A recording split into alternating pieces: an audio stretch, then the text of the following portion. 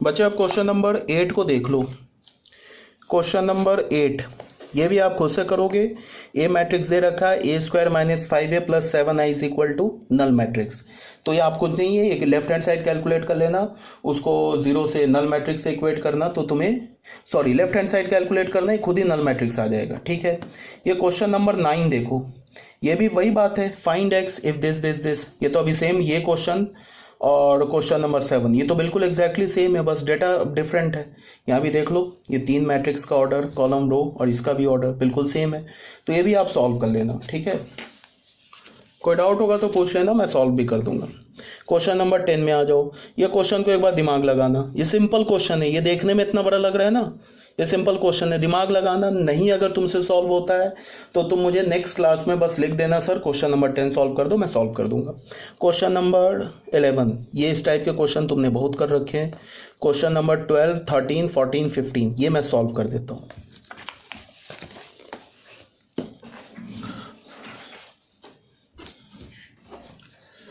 बच्चे question number 12 में क्या है वो देखते हैं।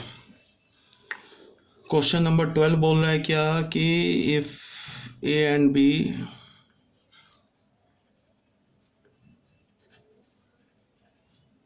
Square matrices of the same order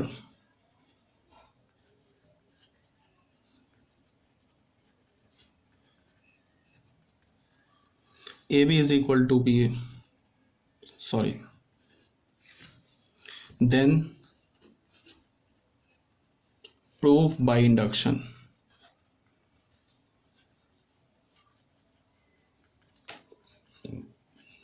that a b to the power n is equal to b n to the power a. Further prove that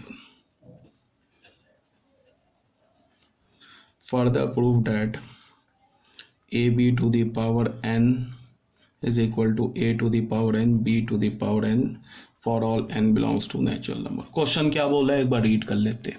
ठीक है, क्वेश्चन में बोल रहा है if A and B are the square matrices of the same order, A और B जो है हमारे पास स्क्वायर मैट्रिक्स है सेम ऑर्डर का। ठीक है, such that A B is equal to B A, ये बी ए लिखा है, A B is equal to B A लिखते ही हम क्या बोलेंगे, ए एंड बी कम्यूट कर रहा है। देन प्रूव बाय इंडक्शन, यहाँ पे ऑलरेडी बोल रखा है कि इंडक्शन यूज करके ये प्रूव करो, A into B to the power N is equal to B to the power N into A, इसको इंडक्शन से प्रूव करो। उसके बाद क्या बोला, further prove that A B to the power N is equal to A to the power N into B to the power N for all N natural number.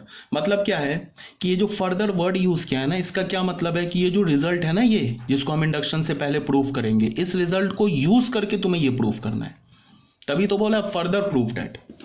ठीक है, तो इसका मतलब क्या है कि ये रिजल्ट को हमें यूज करना है इस रिजल्ट को प्रूव करने के लिए। तो शुरू हो जाते हैं, इंडक्शन हमें पता ही है, सॉल्यूशन किसको इंडक्शन से प्रूव करना है, इसको प्रूव करना है।